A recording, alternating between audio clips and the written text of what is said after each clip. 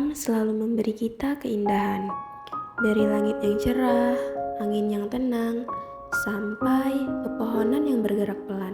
Semua terlihat damai dan bersih, seakan tidak akan pernah rusak. Tapi di balik semua keindahan ini, ada banyak kenyataan yang sering dilupakan. Alam tidak bisa menjaga dirinya sendiri. Ia butuh kita, manusia, untuk melindunginya. Tapi sejujurnya, aku bukan orang yang selalu menjaga lingkungan. Bahkan aku pernah dan sering sekali membuang sampah sembarangan. Waktu itu aku tidak peduli, mulai dari sampah plastik, sampah kertas, dan lain-lain. Aku pikir satu sampah kecil saja tidak akan merusak apa-apa. Aku merasa tidak ada yang akan berubah, hanya karena bungkus plastik yang aku buang begitu saja. Hingga suatu hari,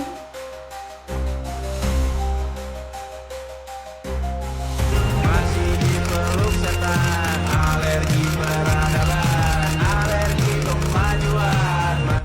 Kurangnya kesadaran terhadap bahaya membuang sampah sembarang, terutama sampah plastik. Lahan eks tambang emas di Desa Hampalit, Kecamatan Katingan Hilir, Kabupaten Katingan terancam rusak parah. Kerusakan hutan parah terjadi di Nagari Tanjung Kaliang, Sijunjung, Sumatera Barat. Ratusan hektar hutan dirambah dengan menggunakan 5 alat berat. Raja Ampat, pulau yang dijuluki surga dunia terakhir di Indonesia, kini sedang terancam. Bukan oleh bencana alam, tapi oleh aktivitas tambang nikel yang mendapat izin dari pemerintah. Hujan lebat turun di Kabupaten Kerinci dan Kota Sungai Penuh Jambi merendam ribuan rumah warga.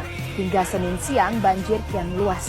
Bagaimana proses evakuasi dan juga proses pencarian korban hilang di lokasi tanah longsor? Putihnya langit di ibu kota belakangan jelas bukan disebabkan kabut. Asap kendaraan bermotor menyatu menjadi polusi. Jajah langit.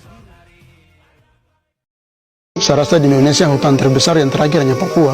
Kita tidak menjumbang uang untuk bangun negara, tapi kalau kita sumbang oksigen kan sudah cukup sebenarnya menurut saya. Jadi kalau macam kelapa sawit itu datang, jangan sampai saya punya anak cucu mereka tidak lihat cendrawasihnya lagi. Dari darat biasanya lebih banyak, tapi dari laut. Nah kita nanti kalau 2050 lebih banyak plastik, kita mau makan plastik. sejak itu aku menyadari, yang awalnya aku pikir sampah yang aku buang akan jatuh ke tanah dan hilang begitu saja, tapi kenyataannya sampah itu tidak menghilang. Mereka terbawa angin, hanyut ke selokan, lalu mengalir ke sungai, dan akhirnya sampai ke laut. Dan yang paling membuat terpukul adalah melihat banyak hewan laut yang menjadi korban. Ada penyu yang menelan plastik karena dikira ubur-ubur.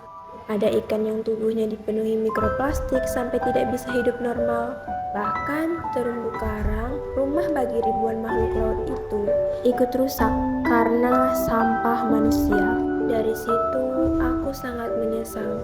Aku sadar banyak hewan yang terluka dan mati, bukan karena kesalahan mereka, tapi karena ulah manusia, termasuk aku.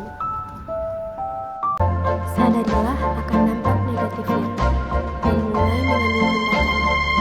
Setiap langkah kecil memiliki dampak besar dalam